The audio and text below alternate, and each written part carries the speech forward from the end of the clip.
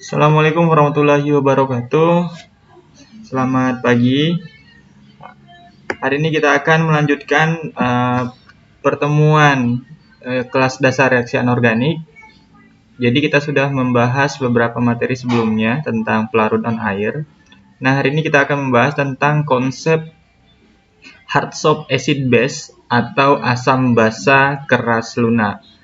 Nah, jadi ini penting untuk dipelajari karena nanti kita akan melihat bagaimana kestabilan suatu reaksi dan kereaktifan suatu reaksi kimia ditinjau dari pemilihan asam basa keras lunak.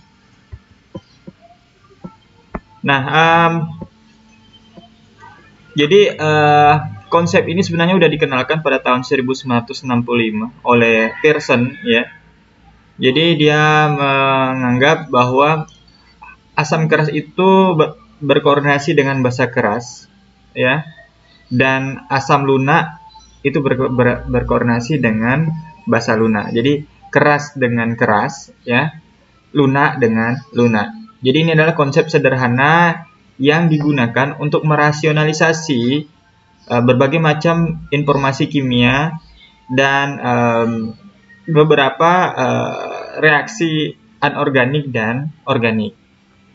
Kemudian pada tahun 1983, definisi konsep HSAB ini dijelaskan lebih kepada bagaimana melihat suatu polarisasi, suatu molekul atau atom atau ion. Jadi polarisasi atom yang kecil atau ion itu dinyatakan sebagai yang kecil, yang keras, dan kemampuan polarisasi yang lebih mudah, ya, itu disebut dengan lunak, ya.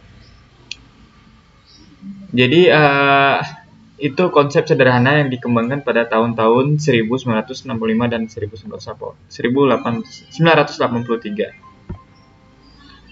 Nah, jadi konsep HSAB atau hard-soft acid-base tadi ini secara luas digunakan untuk menjelaskan kestabilan suatu senyawa, kemudian bentuk reaksi kimia melalui mekanisme dan jalur reaksinya. Jadi pentingnya belajar teori HSAB ini tadi, ya, apakah melihat senyawa ini stabil atau tidak dan bagaimana mekanisme dan jalur reaksinya.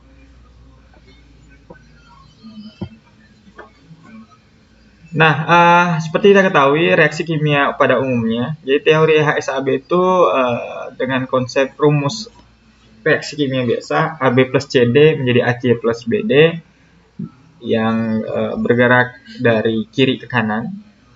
Dan teori HSAB juga akan membantu kita untuk melihat apakah AB plus CD itu membentuk AC plus BD atau AD plus BC. Nanti kita akan lihat. Nah, di awal tadi kita sudah membahas tentang tahun 1983 si Ralph Pearson, ya, bersama dengan Robert Parr yang menjelaskan teori HSAB ini. Kemudian dari sana juga dapat diukur kekerasan dari suatu bahan kimia dengan rumus tengah I min A. Ini adalah potensial ionisasi dan ini adalah afinitas elektron. Nah, ini adalah jika menghitung rata-ratanya, ya. Kemudian ini juga dapat dihitung nilai elektronegativitasnya. Nah, tadi di awal juga dijelaskan bahwa pasangan asam keras itu adalah basa keras, pasangan asam lunak itu adalah basa lunak. Nah, jadi hard-soft itu tergantung pada polarisability atau kemampuan suatu molekul atau ion mudah diganggu atau terdistorsi oleh interaksinya dengan molekul atau ion lain. Nah, jadi itu, ya, hard dan softnya itu tergantung dari kemampuan molekul itu mengalami distorsi. Nah, kemudian elektron dalam molekul yang polarisasinya besar dapat ditarik atau didorong karena muatan molekul lain. sehingga kemudian membentuk spesies polar yang kemudian dapat berinteraksi dengan molekul lain. Jadi elektron dalam molekul yang polarisasinya besar itu akan punya kemampuan atau punya kecenderungan akan lebih ditarik atau terdorong ya karena adanya molekul lain. Asam dan basa keras itu cenderung berukuran kecil. Solid ya, ini kompak nih, solid maksudnya.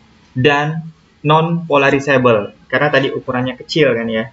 Dia akan lebih sulit terpolarisasi atau lebih sulit terganggu. Nah, asam dan basa lunak yang berukuran besar itu biasanya lebih polarizable.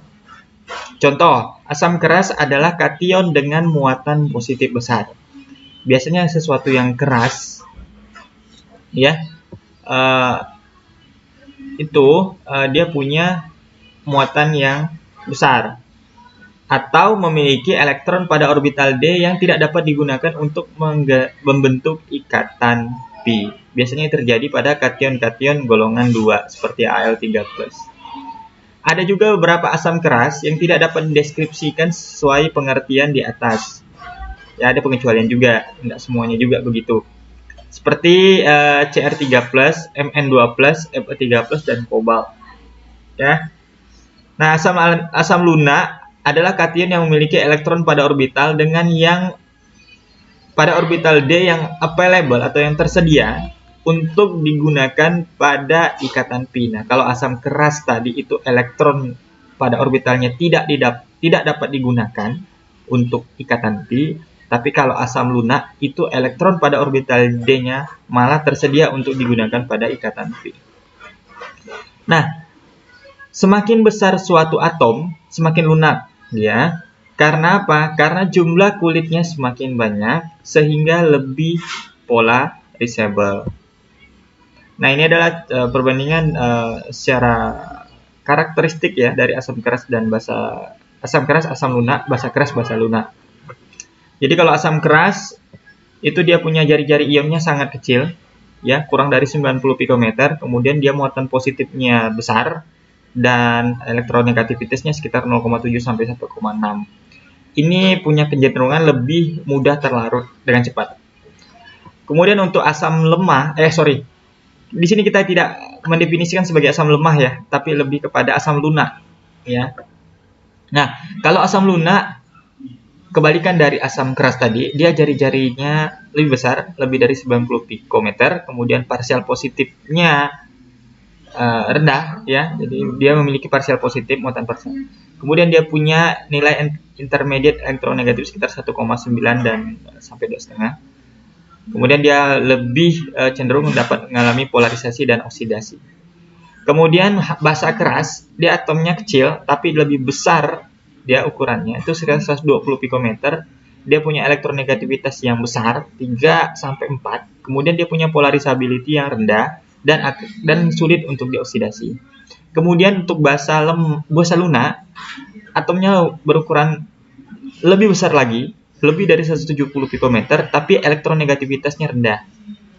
Dan dia punya kemampuan dapat dipolarisasi dan dioksidasi. Jadi kesimpulan dari slide ini bahwa untuk asam keras dan basa keras itu punya sifat atau punya ukuran atom yang, kalau basa keras atom, kalau asam lunak ion, ya.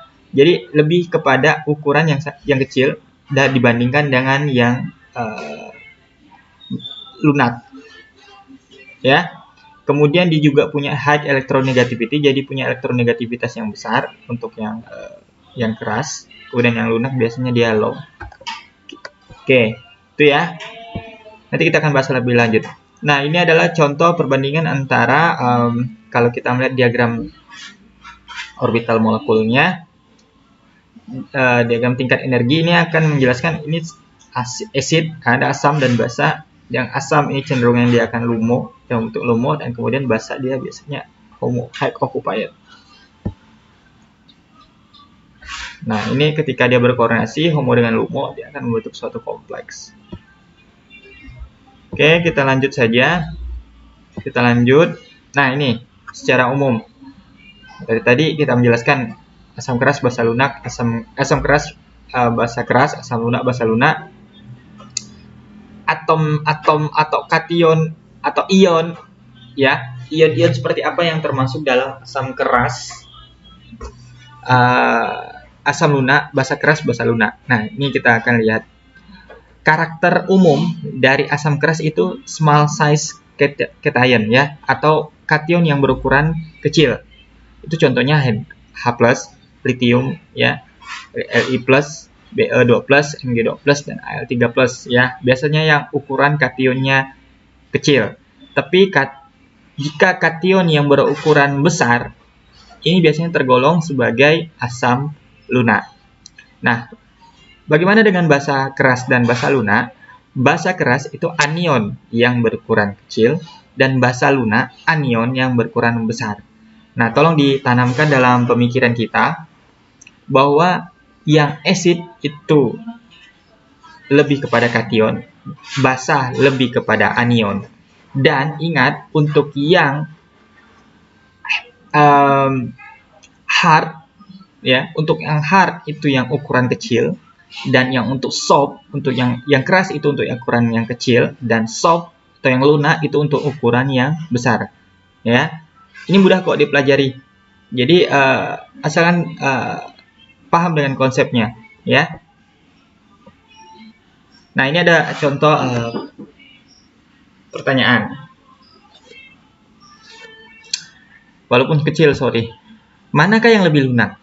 F- kah, Cl- kah, Br- kah, atau I- dalam satu tabel periodik? Dalam satu golongan. Jawabannya lebih lunak I-. Kenapa? Karena ciri-ciri dari soft acid, ciri-ciri dari asam lunak,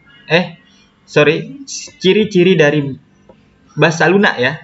Kalau ini kan anion, ya, pertanyaannya. Atau ciri-ciri untuk yang lunak itu biasanya dalam sistem periodik, dia semakin ke bawah jari-jarinya semakin besar. Ingat, semakin besar jari-jari dia semakin lunak. Nah, kemudian O2- dan S2- sama tadi dengan penjelasan di atas, lebih semakin ke bawah semakin lunak, ya. Jadi S2- yang benar. Kemudian S2- dan Cl- lebih lunak Cl-. Nah, ini kalau ini kan tidak satu golongan, tapi dia satu periode, ya. Jadi kalau keelektronegatifan dari Cl lebih besar daripada S2. Jadi keelektronegatifan itu dari kiri ke kanan itu semakin besar. Oke, itu, ya. Jadi nanti kita akan lihat lebih jelasnya. Nah, ini dia. Kalau kita melihat tabel periodik, biasanya kalau yang di unsur sebelah, kalau dari posisi layar kita itu sebelah kanan, yang merah ini adalah unsur-unsur yang cenderung membentuk basa. Kemudian untuk yang sebelah kiri yang warna biru ini adalah unsur-unsur yang cenderung membentuk asam. Nah, ini kalau kita melihat dari sisi keras lunaknya. Jadi ingat, faktor yang menentukan salah satunya itu adalah elektronegativitas. Ini lebih cepat kita ingatnya. Kalau kita paham bahwa dari kiri ke kanan, ya, misal dari sini, ya, ke kanan, ini adalah faktor elektronegativitas. Semakin ke kanan, semakin keras untuk basa. Ini kita jelaskan basa dulu, ya. Jadi kalau semakin ke kanan, semakin keras basanya. Tapi kebalikannya, semakin ke kiri, dari sini ke sini, itu basanya semakin lunak. Nah, kalau kita lihat dari ukuran atom, ya, dari ukuran atom, semakin ke bawah, ya, untuk satu golongan, dia semakin lunak. Tapi kebalikan dari bawah ke atas, dalam satu golongan itu, basanya semakin keras.